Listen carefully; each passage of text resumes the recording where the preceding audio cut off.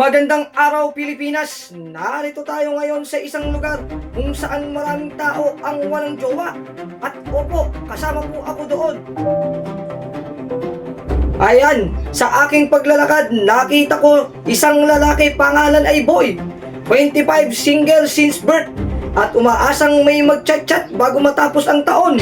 Sabi ni Boy, hindi na siya magiging choosy pa. Kahit good morning lang ang chat, okay na.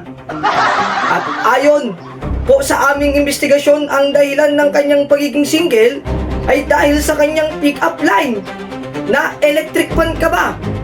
Bakit? Kasi umiikot ang mundo ko sa'yo. At doon po natapos ang kanyang love story. Breaking news po. May bagong update kay Boy kung saan nagkaroon na po siya ng kachat. At ayon sa amin, ang kanyang nakachat ay isang scammer pala. Kaya naman wala pa siyang jowa, wala pang pera. Napakasakit na balita sa sambayanan.